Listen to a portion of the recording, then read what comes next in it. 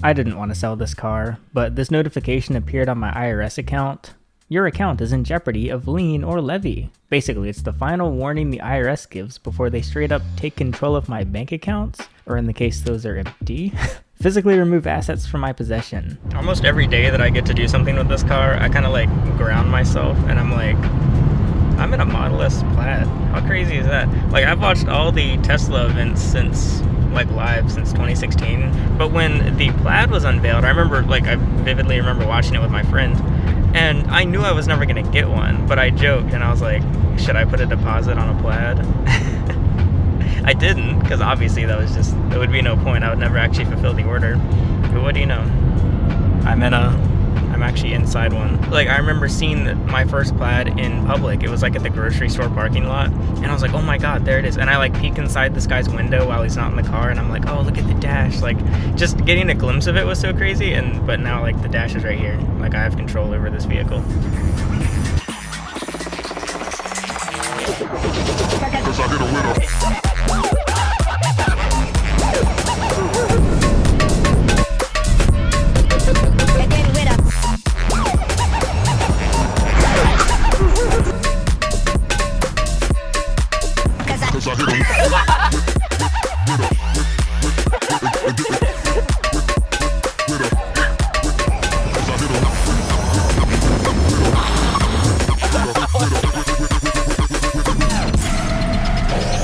Okay, say the N-word. Nigga.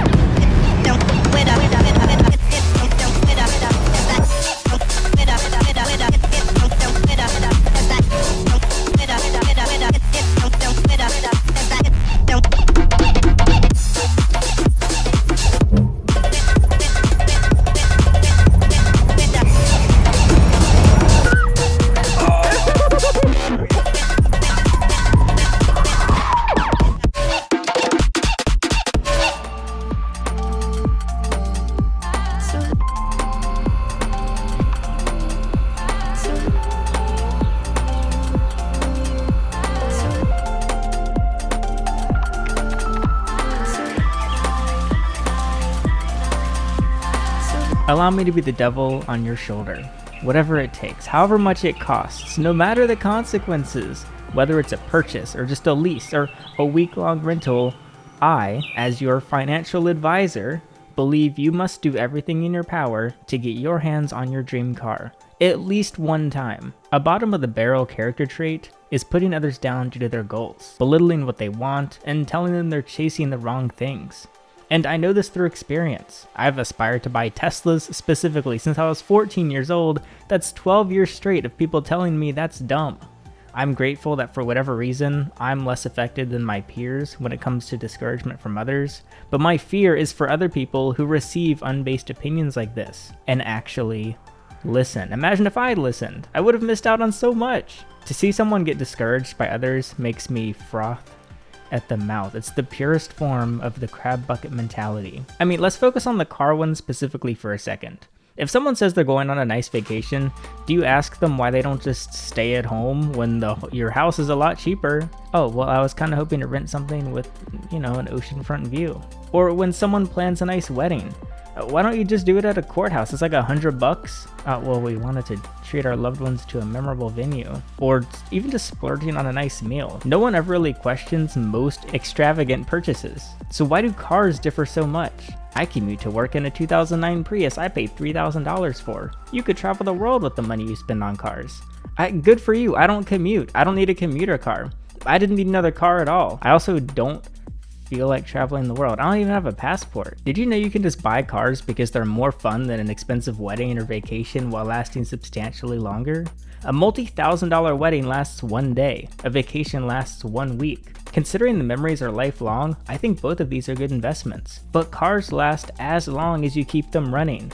My life experience is going 0 to 100 miles an hour in 4.1 seconds. But cars depreciate. Your nice dinner depreciated to $0 after you shit it out. And you can't resell the week you spent in Hawaii. No more than 10% of your monthly take-home income should go towards transportation. Did you know people spend money on hobbies? Nobody bats an eye, but God forbid you lease or buy a car when used old Honda Civics exist. Boxing a vehicle into nothing more than a mode of transportation is completely ignoring why so many cars are even produced. Just because you buy a vehicle for $48,000 doesn't mean it costs you $48,000. I drove this one daily for a year. I put 20,000 miles on the odometer across 8 states and shared the fun with more people than I can remember. Then I sold it and recouped much of that money. Of course, there was interest, insurance, and charging and maintenance, which I cover at the end of this video. Sometimes you must delay gratification, and sometimes the anticipation is better than the actual acquisition of the item you're after. Fantasizing about what it'll feel like and how much fun you'll have once it's here.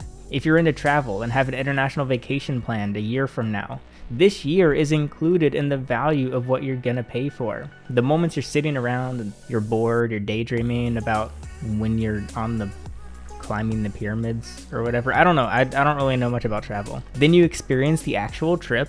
It's over before you know it, but that's fine. I think how short trips are actually makes them more special, and you then continue to reap those benefits after the trip is over through memories and photos and possibly the anticipation of planning your next trip. And this is a time where you have to wait. You simply can't go on a trip yet due to the time of year or your work schedule or if you're still saving up for the trip itself. But other times people come up with make-believe reasons why you quote unquote have to delay gratification, which oftentimes results in putting off something you should probably just do like right now. People who only see cars for their intrinsic value, they deserve empathy. The way I feel bad for the blind who can never appreciate art, or the deaf who can never appreciate music, I feel incredibly bad for the dense who can't appreciate a car. Those who just don't get it, okay, whatever, sucks to be them, I guess. But those who try to suck you into their bland mindset is where it gets dangerous. A car is to get you from point A to point B. I buy my cars based on their miles per gallon. I own a Honda CR-V. Red flag, red flag, red flag. There are demons amongst us. Do not fall for their tricks. And then there's the group who's like, you should invest while you're young and spend money when you're old. A, I'ma die. I don't know when. Hopefully not soon. It might be soon though. I don't know. B, if I do survive to 65 and I floor a 1,000 horsepower car after retirement, I may have a heart attack. And C, I'm too impatient for that. Why is impatience considered a negative trait? To be impatient is to be in a state of mind characterized by restlessness or frustration when faced with delays or obstacles. Impatient people get stuff done. They don't just be waiting around for things to come along. They don't be sitting around until something happens. Yes, I'm impatient. If there's an obstacle between me and having fun, I'm gonna get so restless that I just brute force my way into it one way or another. I'm trying to enjoy my day. My day is my life. So I do, right now. We're in a sandbox game. You can just do things. And I'm personally not going to feel guilty for having as much fun as I possibly can. That's an immature mindset, I've been told. Yes, I don't know why. It's normalized for kids to have fun and adults to not have fun. It's objectively immature to have fun. I just have to deal with the consequence of being considered immature, I guess. I've been to 4 of those ropes courses recently where you get hooked up in a harness and just climb around. Every location, no matter what time of day or time of year, it's all kids, as well as kids' parents accompanying their kids. But why are there no just 20 to 40-year-olds going to climb trees? Okay, well, at a certain age, I guess doing mobility stuff does get harder, but it's not going to get any easier, so if you want to climb something, I'd recommend you start climbing it now. Something that has become more normal is adults playing video games, which I think is a step in the right direction. I'm not a big gamer, but I understand the joy out of it. And it wasn't just me that got value out of this car. Anytime someone needed to borrow a car for a day or the weekend, I would just give them the key to the Plaid. I mean, how fun is that? Like, oh, you need a car? Yeah, take the 1,000 horsepower one. I managed to take like 40 or 50 people on rides. I don't even know 50 people. I don't know where I found them, but they just kept spawning and I would give them rides. Everyone loved and or hated it, as well as, of course, the Turo guests who got to enjoy it, minus the one guy that did not like it and gave me a bad review. This thing was the Mother Teresa of cars, dedicating its life to helping others. It's too risky to spend your money on an expensive car. It's not too risky. You're just bad at understanding risk. You know what's also risky?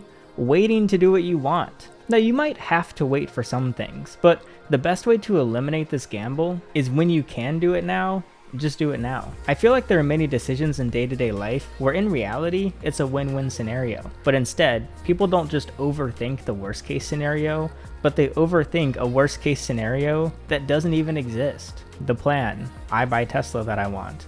Best case scenario, I make Tesla videos that do so well, I get to pay off Tesla and keep Tesla. The worst case scenario, the Tesla series does not work, I spend some money on ownership, maybe say $10,000 is lost, before I sell the car to someone else. There was really no losing in this bet. It was just a question of will I win the bet, or will I win the bet even more? When you save money in a high yield savings account, you get maybe a 3 to 4% return a year. Pretty cool. Invest money into the stock market, you might get a 10% return a year. Not bad. Had I invested the $40,000 I spent on my first Model 3 in 2019, had I invested that into the S&P 500, I would have $130,000 today. Instead, I'm left with a car that has a resale value of about $10,000. I missed out on $120,000 because I was impatient and spent my money on a depreciating asset. But there's two problems with this calculation. Firstly, you can spend money on things that give you more than money in return. I'm just kind of a believer in that making money isn't just about turning it into more money. I am still reaping the benefits of buying my first Tesla in 2019. As cheesy as it sounds, the return on this $40,000 investment has been priceless to me. Ironically, I'm often told I'm too obsessed with money, that there's more to life than making money all day because I work so much. Meanwhile, I'd be spending it in more enjoyable ways than anyone that I know. Sometimes I overspend it. Okay, all right, it happens. But I think about that delivery day so often. In June of 2019, it's like a good intrusive thought. I'll be going about my day in a regular mood, nothing good, nothing bad. And then I think about that time I ordered my first Tesla and picked it up from the warehouse and drove it for the first time and floored it for the first time. I'll be sitting in traffic like last week and I'm like, why am I in such a good mood right now? And I'm like, oh, I'm thinking about my car again. Getting hit with the memory of buying this car for me is kind of like hitting a vape. Same with editing the intro montage that you saw in this video. Just going through all that footage and piecing it together, every time I made an edit, I ended up re-watching these clips and I got to re-experience it through the content. The feeling of excitement and joy just came flooding back in every time. We randomly think about bad things all the time. We're randomly in a bad mood for no reason throughout the day, but you can also randomly think about good things and randomly be in a good mood. I also never would have had that $40,000 to invest in the S&P 500. It sounds silly, but my motivation to earn it was so I could get this car. But for the Plaid, it was my vacation, my hobby, my therapy, my nights out, all combined into one purchase. I never even thought of it as a mode of transportation. Is this good financial advice? No, it's terrible financial advice. I'm just giving you fun advice. And the best part is you can choose exactly how you allocate every resource at your disposal. Yes, you should have balance, I guess. Maybe an emergency fund and some savings before a big purchase. Maybe possibly pay your taxes if you want. I'm just pro experiencing what you desire in some way while you still can. I want to buy a beach house. I can't afford one yet. They won't give me a loan that big. I need like $1 million loan. But in the meantime, I still go to the beach. I still reap the benefits of the beach that I can on a lesser scale. I mean, hey, speaking of Turo, you can rent a C8 for under $1,000. You can find a Porsche or even a Lamborghini on Turo and pick it up for the weekend, like this weekend if you want. The thing I just hope you consider is risk is more than just financial. Now yes, the more money you lose today, the more free time you lose in the future, because you have to spend that future time making more money for your future bills and obligations. But getting time back is harder than getting money back.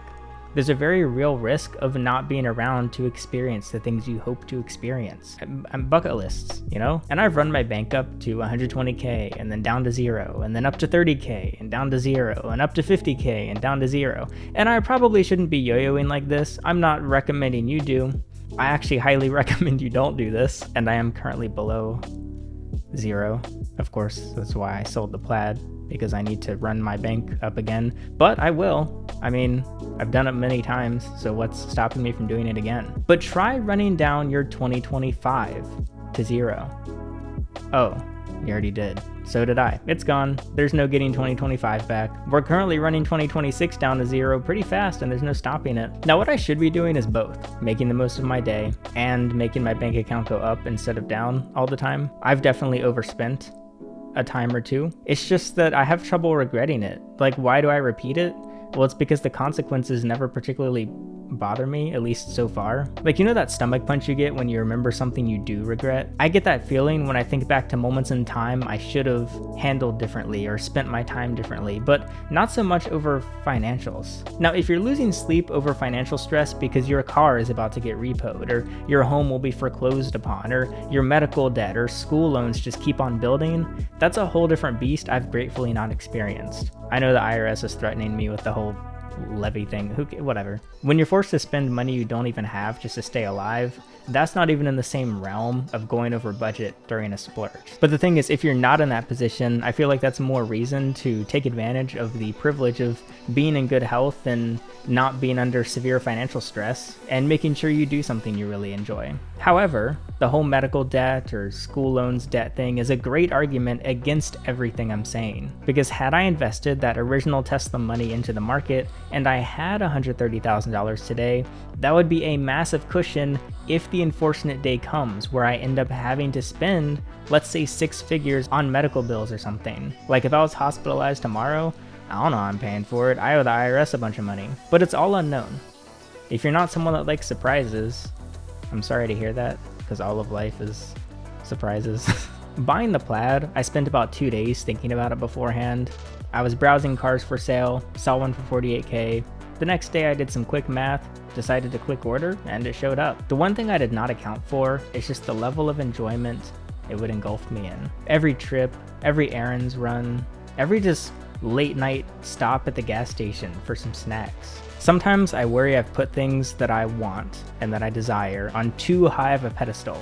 Like once I finally get it, maybe I'll be disappointed and all the anticipation was for nothing. But because I now got what I wanted, it's no longer a question in this scenario. Actually having it made me realize I was underestimating the value it would bring me. And so today, my desire to acquire a second Model S Plaid is now greater than the first one. Only some of you watching have dream cars, and an even smaller portion of those people have a Model S Plaid as their dream car, but you have reached out to me, you have messaged me, and so I can tell you from firsthand experience, don't worry, it won't disappoint. However amazing you think it'll be, it will be. Selling this car was a very unusual experience. Initially, I was going to trade it in, but I had some really weird dealership experiences, so I ended up selling it privately, and it sold on eBay, so I had to ship the car. And so if you'd like, you can check out my next video that reveals exactly how I sold the car, the weird stories that came along with that, with a full financial breakdown of how much the car cost me to own, along with how much the car earned me over the past year, as I give a complete financial breakdown of a full year of ownership. How much did I truly lose owning the Plaid? It's a members only video. Massive thank you to the channel members. Since 2024, every project, from the Teslas to the roommates to the trips to the home improvements, was all made possible solely because of channel members. You are the people that are holding this channel up on your shoulders. All the ad revenue from this video that you're currently watching is going to Skrillex because I used his music for the introduction montage, and so I was only able to take the time to make this video with the music I felt fit best because of channel members. And as an additional thank you, I'll continue putting my all into the members only content for anyone who wishes to be a part of that community. Now get your dream car, you freaking bozo. If your dream car is like a Koenigsegg or something, can you find like a cheaper dream car? No, you know what? I don't know. I believe in you. Get that Koenigsegg.